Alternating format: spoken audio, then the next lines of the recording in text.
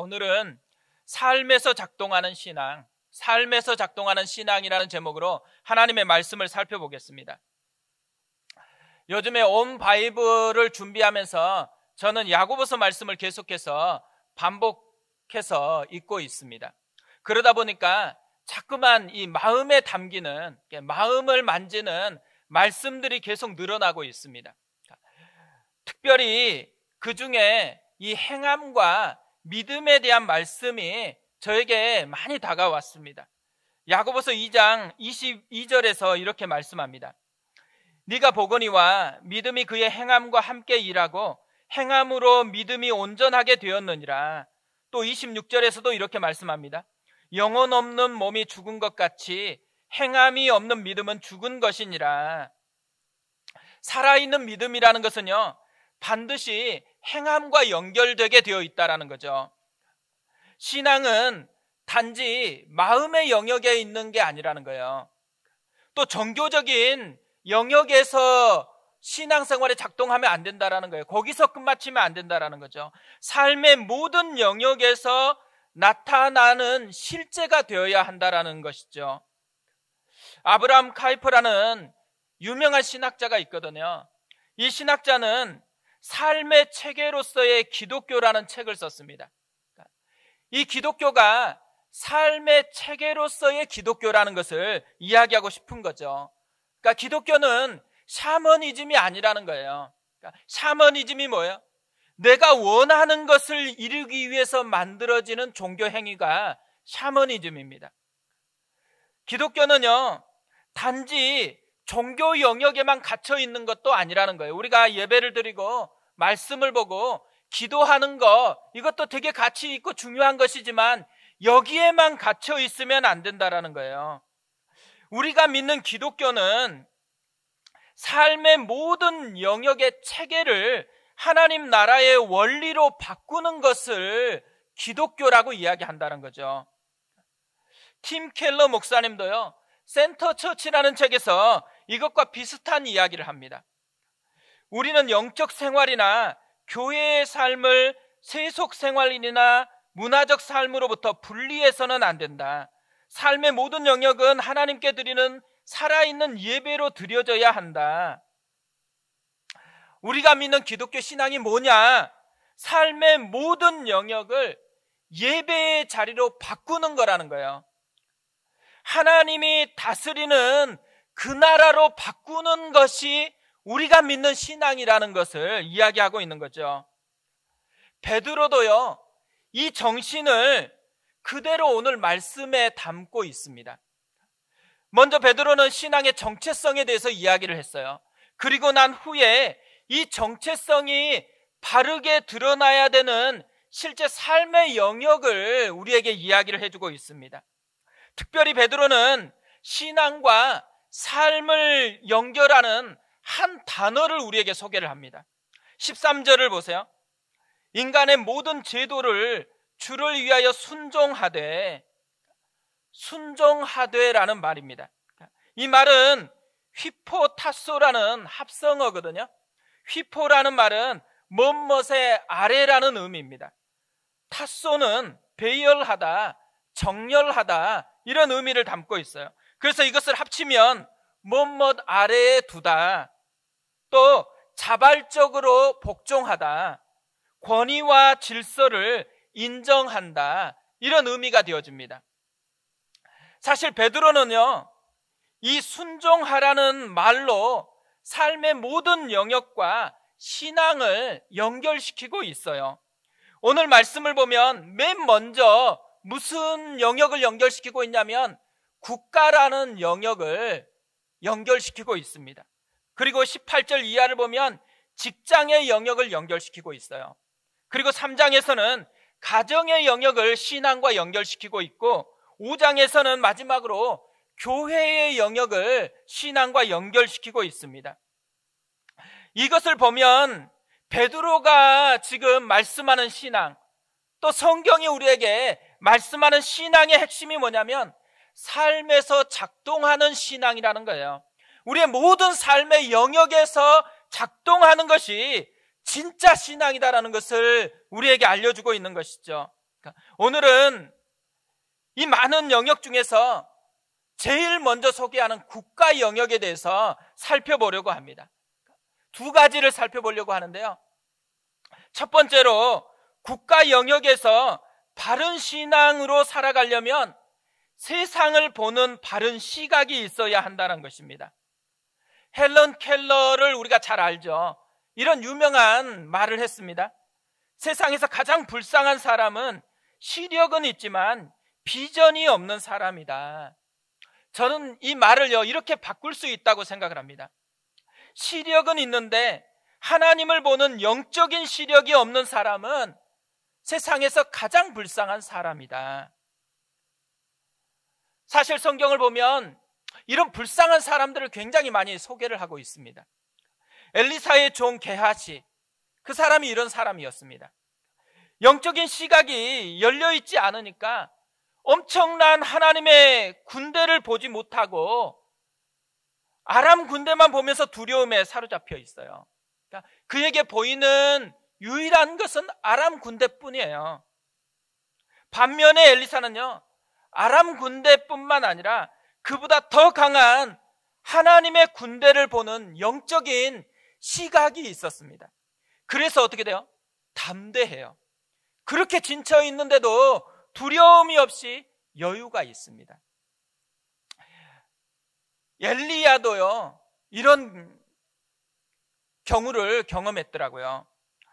엘리야가 하나님을 보는 시력이 좋았을 때는요, 엄청 담대했습니다. 왕에게 나가서 비가 오지 않을 것이다라고 선포하고요, 또 많은 제사장들을 모아가지고 영적인 전쟁을 일으키는 그런 영적인 하나님의 용사였습니다. 하지만 그렇게 위대한 하나님의 사람이요, 영적인 시야가 가려져 버리니까, 영적인 시각이 가려지니까 완전한 겁쟁이로 전락해버리는 그런 일이 발생을 합니다. 영적인 시각이 닫히고 자연적인 시각으로만 살아가게 되어지면요, 엘리야뿐 아니라 어떤 사람이 와도 비슷한 삶을 경험하게 되어 있다라는 것이죠.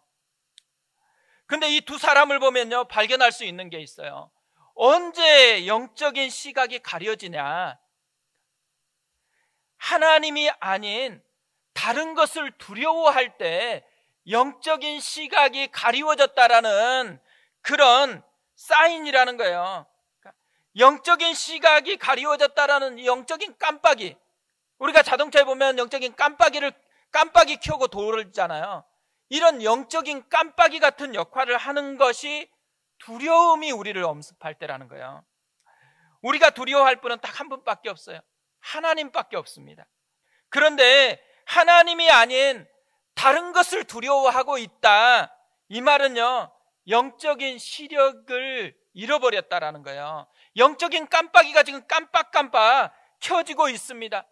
영적인 시력을 다시 회복하라는 거예요. 영적인 시각을 다시 열고서 그 문제를 보라는 거죠. 그 문제가 무엇이든지 간에 영적인 시각으로 그 문제를 다시 보라는 것입니다. 사실 베드로의 시대는요, 기독교를 박해했던 네로 황제가 통치했던 시대예요. 또 베드로의 전설을 받는 이 흩어진 나그네들, 이들이 살아가는 세상은 진짜 녹록하지 않는 세상이었습니다. 이런 세상을 살아가려고 하면요, 무엇보다 중요한 게 그 세상을 어떻게 보느냐예요. 근데 지금 베드로는 이들에게 자신의 그 험악한 세상을 살아가야 되는 그 세상을 보는 두 가지 시각을 우리에게 알려주고 있습니다. 하나는 일반적인 시각이에요. 겉으로 드러난 세상, 눈에 보이는 현실을 있는 모습 그대로 보는 자연 시각입니다. 이 자연 시각으로 지금 이들이 살아가는 현실을 보니까 어떻게 보인다라는 거예요? 첫 번째로는요, 질서가 존재한다라는 거예요. 13절 14절을 보세요. 인간의 모든 제도를 주를 위하여 순종하되 혹은 위에 있는 왕이나 혹은 그가 악행하는 자를 징벌하고 선행하는 자를 포상하기 위하여 보낸 총독에게 하라. 왕이 있고 총독이 있대요. 그런데 이들이 존재하는 이유가 뭐예요? 악행하는 자를 징벌하고 선행하는 자를 포상하는 거래요. 뭘 알려주고 있어요? 무정부 사태가 아니라는 거예요. 무질서가 있는 게 아니고 질서가 있는 세상 속에 살아가고 있다는 거죠. 그런데 이들이 이 질서 있는 세상을 살아가는데 이 세상 속에 뭐가 가득해요? 악플로 가득한 세상을 살아가고 있다고 이야기합니다. 15절을 보세요. 곧 선행으로 어리석은 사람들의 무식한 말을 막으시는 것이라. 어리석은 사람들이, 이것을 이해하지 못하는 사람들이 무식한 말을 하고 있대요. 이 무식한 말로 위협하는 것이 가득한 세상이에요. 그러니까 이미 악행한다고 비방하는 사람들이 있다라고 이야기를 했어요. 실제로요, 1세기 이 베드로가 살았던 시대의 그리스도인들은요, 진짜 다른 삶을 산 거예요. 그러면서 너무 차이가 나니까 배타적인 것 같아가지고 굉장히 비방하는 것을 많이 들었다고 합니다. 그러니까 대표적인 것들이 이런 거예요. 무신론자다, 제3인종이고 반역자이다, 유아 살해자이고 식인을 하고 근친 상간을 한다, 이런 소문이 쫙 퍼져 있었다라고 합니다. 그러니까 호의가 아니에요. 굉장히 적대적이고 굉장히 싸늘한 분위기 속에서 소수로 살아가고 있는 거예요.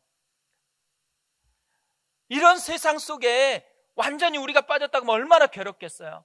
근데 베드로는 놀랍게도요, 이런 세상 속에 살아가고 있는 것 같은데 새로운 시각 하나를 소개를 해요.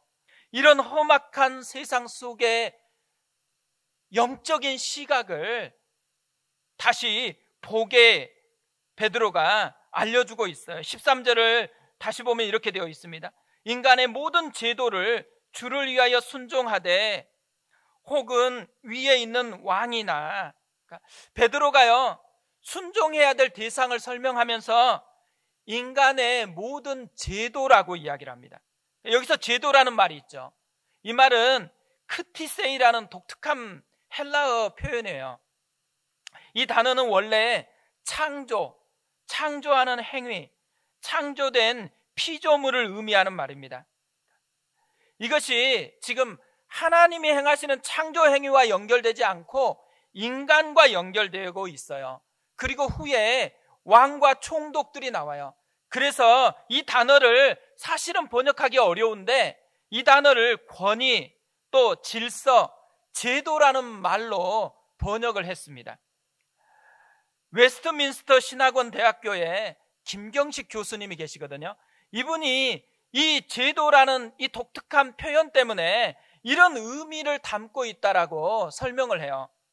인간이 만든 제도들이 창조 질서에 부합할 때는 순종하고 인간의 제도가 하나님의 창조 질서에 어긋날 때는 복종하지 말라는 의미를 담고 있다라는 거예요. 결국 이것을 종합해 보면요, 우리가 험한 세상을 살아가잖아요. 그런데 그 세상이 하나님이 창조하고 다스리는 세상이라는 말이에요. 영적인 렌즈로 보면 왕이나 사람들이 다스리는 게 아니에요. 하나님의 영향력 안에 놓여 있는 세상이라는 거죠. 모든 사람들이, 그러니까 모든 하나님의 사람들이요, 이런 녹록하지 않는 세상을 살아갔어요. 그런데 담대하게 살아갔습니다. 이들이 그렇게 담대하게 살아갔던 이유가 어디 있겠어요?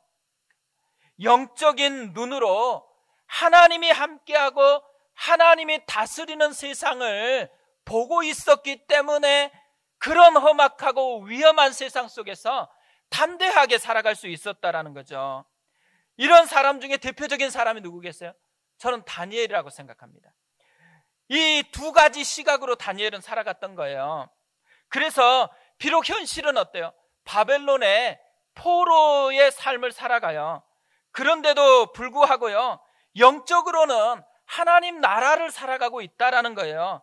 그렇기 때문에 사자굴 속에서도요, 담대하게 살아갔어요. 이 사자굴 속에서 왕과 다니엘의 대화를 보면 다니엘이 어떤 시각으로 살아갔는지를 잘 알 수가 있어요. 다니엘서 6장 20절 22절에 이렇게 되어 있습니다. 다니엘이 든 굴에 가까이 이르러서 슬피 소리질러 다니엘에게 묻되 살아계시는 하나님의 종 다니엘아, 네가 항상 섬기는 네 하나님이 사자들에게서 능히 너를 구원하셨느냐 하니라. 다니엘이 왕에게 아뢰되 왕이여 원하건대 왕은 만수무강하옵소서.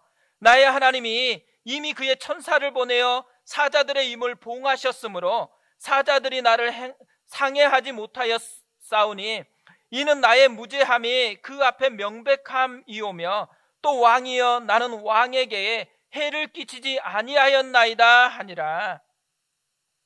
지금 사자가 가득한 세상 속에 있어요.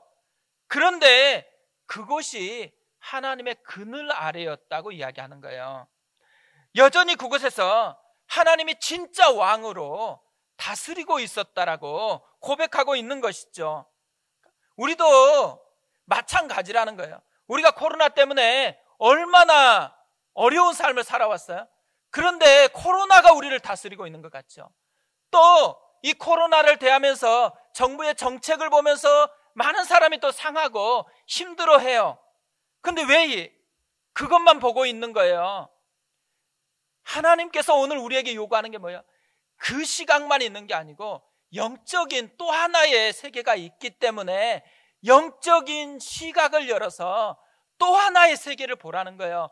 또 하나의 세계에 뭐가 있어요? 하나님이 통치하신다. 하나님이 창조하셨다. 하나님이 다스리신다. 하나님이 붙들고 있다. 그 하나님이 다스리는 그 모습을 보고서 여유를 가지고 담대하게 살아가라고 권하고 있다라는 거죠. 두 번째로요, 국가의 영역에서 바른 신앙으로 살아가려면 차이로 변화를 만들어야 한다는 것입니다. 100도의 물과 99도의 물은 1도 차이밖에 없어요. 하지만 100도는 엄청난 변화를 만들어냅니다. 차이가요, 조그마한 차이 같지만 엄청난 변화를 만들어낸다라는 것이죠. 15절을 다시 보세요. 곧 선행으로 어리석은 사람들의 무식한 말을 막으시는 것이라. 베드로가 원하는 게 뭐예요? 변화예요, 변화. 무식한 말로 자신들에게 적대적인 모습으로 다가오는 그 사람들을 바꾸고 싶은 거죠. 그러니까 자신을 괴롭힐 때, 누군가 우리에게 악플을 날 때, 누군가 우리에게 욕할 때, 우리가 이런 사람을 대하는 방식이 뭐예요? 세상의 방식은 뭐죠? 세상의 방식은 보복이에요. 이해는 이의입니다. 같이 욕하고 더 강하게 악플을 다는 거죠. 더 강하게 보복하는 거, 이게 세상의 방식인데 베드로는 지금 뭘 얘기하고 있어요? 베드로는 보복을 얘기하는 게 아니고요, 선행으로 접근하라는 것이죠. 하나님의 방식으로 대하라는 것입니다. 베드로는요, 차이를 만들어서 이 사람들의 마음을 바꾸는 것이 하나님의 사람들이 가야 될 길이라고 이야기하는 것이죠. 그뿐 아니요, 17절 말씀을 보세요. 뭇사람을 공경하며 형제를 사랑하며 하나님을 두려워하며 왕을 존대하라. 그러니까 공경하래요.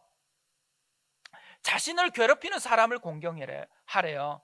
자기를 박해하는 왕을 공경하라고 이야기합니다. 그러니까 세상의 방식과는 완전히 전혀 다른 새로운 방식을 이야기를 하고 있는 것이죠. 근데 진짜 놀라운 게 있어요. 이 표현을 보세요. 뭇사람이나 왕을 대하는 태도, 같은 표현을 하고 있어요. 한글 성경에서는 공경하며 존대하라, 이 말이 조금 다르게 번역됐지만 실제로 헬라어는 같은 단어입니다. 왕이나 사람이나 같이 그냥 공경하라는 이야기예요. 그러니까 세상의 방식을 보세요. 뭇사람하고 왕을 같이 대하면 어떻게 돼요? 안 되죠. 왕하고 뭇사람은 다르게 대하는 것이 세상의 방식이에요. 우리도 그렇게 살아갈 때가 많잖아요. 우리보다 조금 힘이 센 사람, 우리보다 높은 사람, 그 사람한테는 자연스럽게 굽실거려요. 그런데 우리보다 조금 못하다고 생각하는 사람, 우리보다 약한 사람에게는 어때요? 우리가 되게 의시되며 살아갈 때가 참 많다라는 거죠. 세상의 방식이라는 거예요. 그런데요, 하나님의 방식은 다르다라는 거예요. 하나님의 방식은요, 무사람도 왕처럼 공경해야 된다라는 거예요. 또 왕도 지위가 높기 때문이 아니라 하나님이 만든 인간이기 때문에 공경해야 된다라고 그렇게 이야기하는 거죠. 이걸 보면 뭘 알 수 있어요? 결국 세상과 차이를 만들어 가지고 이런 무식한 말로 우리를 대적하는 사람들을 바꿔야 된다라는 것이죠. 이게 우리가 그리스도인으로서 세상 속에서 살아가는 삶의 방식이라고 이야기합니다. 팀 켈러 목사님은요, 우상을 이렇게 정의를 했습니다. 하나님보다 더 중요한 것, 당신의 마음과 공상의 세계를 하나님보다 더 많이 차지하고 있는 것, 하나님만이 줄 수 있는 것을 주려고 하는 것, 그것이 바로 우상이다. 그런 의미에서요, 정치도 우상이 될 수 있다고 그런 이야기를 합니다. 그러면서 정치가 우상이 되었을 때 나타나는 특징을 이렇게 이야기를 해요. 정치가 하나님보다 더 높은 위치에 있으면 하나님이 아니라 정치를 통해 세상을 변화시키려고 한다. 그러면 어느 한쪽 정당을 절대선으로, 어느 한쪽 정당을 절대 악으로 규정하는 경향이 생긴다. 저는요, 이 말 속에 최근에 있었던 한국 교회를 혼란스럽게 했던 정치화의 열풍이 다 담겨 있다고 생각을 합니다. 교회가 하나님을 움직여서 세상을 변화시켜야 되거든요. 그런데 정치를 통해서 세상을 변화시키려고 시도하고 있다라는 거예요. 그게 문제라는 거죠. 물론 개인이 정치적인 소명이 있어가지고 정치를 통해서 변화를 추구하는 것은요, 나쁜 게 아니에요. 그건 좋은 거예요. 근데 문제는 개인이 아니고 교회를 정치 세력화하는 것은 세상의 방식을 따르는 거라는 거죠. 교회를 우상화하는 행위가 되어진다라고 이야기하는 것입니다.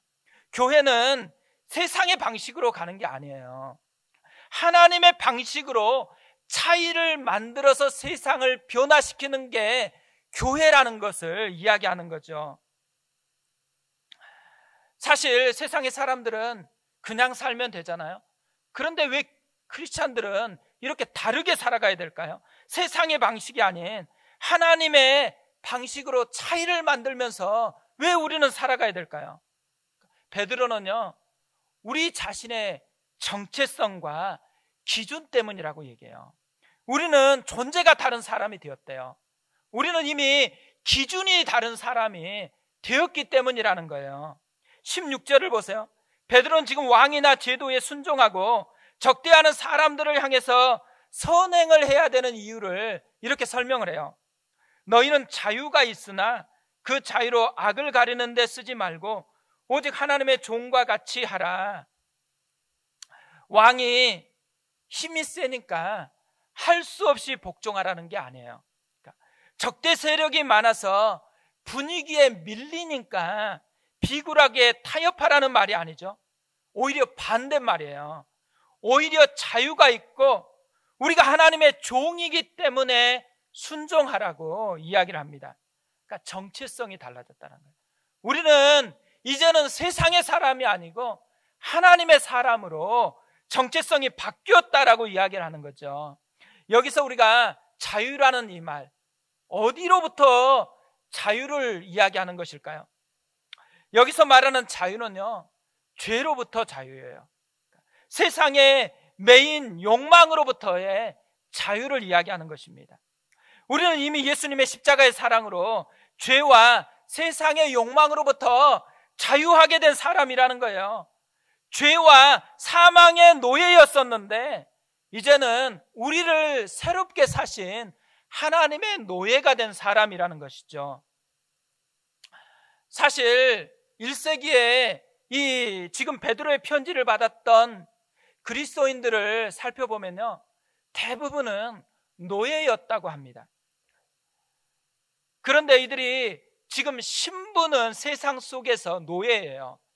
근데 지금 베드로가 뭘 얘기해요? 영적으로는 자유가 주어졌다라는 거예요. 더 이상 사람의 노예가 아니고 하나님의 노예가 되었다라고 이야기를 하는 것이죠. 그렇기 때문에 우리는 더 이상 세상의 주인을 따르는 사람이 아니라는 거예요. 새로운 기준으로 살 수 있는 사람이 되었어요. 하나님의 방식으로 새로운 기준을 삼아서 살아가는 그 사람이 되었다라고 이야기하는 거죠. 13절을 다시 보세요. 인간의 모든 제도를 주를 위하여 순종하되, 새로운 기준이 우리에게 주어졌다라고 얘기해요. 새로운 기준이 뭐예요? 주를 위하여, 주님 때문에. 왕이 두렵고 세상의 분위기 때문에 강요됨이 아니고 주님 때문에 순종하는 사람, 주님 때문에 세상에서 다르게 살아가는 그 사람이 되었다라고 이야기해요. 예수님이 우리가 살아가는 방식이에요. 예수님이 우리가 순종하는 이유예요. 그리스도인은 주님 때문에입니다. 주를 위해서 살아가는 사람이라는 거예요. 뭔가를 할 때요, 왜 하냐? 주님 때문에, 주님을 위해서 하는 사람이 되었다라고 얘기하는 것이죠. 최근에 또 어떤 선교회 때문에 집단 확산이 일어나고 있어요. 이것 때문에 진짜 교회가 욕을 먹고 있습니다. 그러니까 나는 아무 잘못을 안 했는데도 불구하고 우리도 다 싸잡아서 이제 그런 사람이 되어버렸어요. 그래서 이제는 교회 다닌다고 말하는 거 굉장히 어려워졌습니다. 어떤 가정을 보면요, 이제 교회를 다니다가도 교회를 다니지 않고 싶다라고 그렇게 이야기하는 일들이 일어나고 있어요. 그런데요, 저는 교회 때문에 확산이 많이 일어나는 것도 아프지만 진짜 아픈 내용을 이 기사들을 보면서 발견을 했어요. 이 단체의 대표가 하는 강연 내용을 보면서 그렇게 마음이 아프더라고요. 이 지금 단체 대표가 이름은 선교사거든요. 그런데 사람 모집하는 방식이 뭐예요? 완전히 세상의 욕망을 부추겨가지고 사람을 모집하고 있더라고요. 그리고 이들이 하는 교육을 보면 형식은, 껍데기는 교회 되게 신앙이 좋은 모습인 것 같아요. 광고하는 모습도 보니까 조그만 애들이 막 기도를 열심히 하는 그런 걸 광고하고 있더라고요. 그런데요, 담겨져 있는 내용, 담겨져 있어서 그들의 영혼에게 심어주는 내용을 보니까 완전히 세상의 쓰레기예요. 근데 그 세상의 쓰레기를 왜 애들한테 담기도록 부모들이 맡기고 있어요? 부모들이요, 함께 세속화되었기 때문에 그런 일이 일어나고 있다라는 것이죠. 저는 이런 사태를 보면서요, 하나님께서 교회에 영적인 깜빡이를 켜고 있다는 생각을 많이 가집니다. 그러니까 계속해서 교회를 통해서 확산이 일어나고 있어요. 왜 교회를 통해서 확산이 일어나고 있어요? 우리가 사실 신앙이 좋으면 하나님, 우리가 기도하니까 교회만은 보호해 주십시오. 교회 속에 보호가 되니까 하나님이 지금 살아있다, 이렇게 자랑하고 싶죠. 근데 하나님이요, 우리 생각과 달라요. 우리 생각처럼 하나님의 보호하시는 그늘을 우리에게 주는 게 아니더라고요. 지금 교회를 통해서 계속 확산이 일어나는 것을 허용하고 계세요. 그러면서 우리에게 뭘 요구하고 있는 거예요? 우리를 점검하라는 거죠. 우리가 지금 세상의 쓰레기로 가득 채워놓고서는 주님을 섬긴다고 그렇게 자랑하고 있는 거 아닌지, 세상의 것들로, 세상의 방식으로 그렇게 살아가면서 사실은 하나님을 위한다고 그렇게 입만 살아있는 게 아닌지 우리의 모습을 점검하라는 것이죠. 우리는요, 껍데기로 세상의 차이를 만들어낸 사람이 아니에요. 우리 속에 담겨져 있는 내용을 통해서 세상과 차이를 만들어내는 거예요. 그렇기 때문에 세상과 다른 방식으로 선행을 하고 세상과 다른 방식으로 공경하라고 그렇게 요구하고 있다라는 것이죠. 사실요, 저도 이렇게 흥분하면서 설교하고 있지만 답은 너무 쉽게, 답은 너무 잘 알고 있어요. 근데 생각보다 이 답이 삶으로 바뀌어지는 것은 굉장히 어렵다라는 것을 절감하고 있습니다. 하나님의 방식으로 우리가 대하는 것이 쉬웠으면 얼마나 좋겠어요. 그러나 사실 이 방식 그대로 살아가는 것은 쉬운 문제가 아닙니다. 그런데 어떻게 하면 이 방식을 바꿔서 진짜 정답이 우리의 삶에서도 역사하는 그런 모습이 되게 할 수 있을까요? 사실 이 베드로가 이런 편지를 쓰고 있잖아요. 근데 베드로 자신은 이것을 확신하고서 가는 게 쉬울 수 있지만 지금 흩어져 있는 나그네들은 이 문제가 쉬운 문제가 아닌 것이죠. 지금 박해를 당하고 있고 지금 눈앞의 현실이 계속해서 언어 폭력을 그렇게 당하고 있거든요. 그런데 그들에게 순종하고, 그런데 그들에게 공경을 표현하라고 그렇게 얘기해요.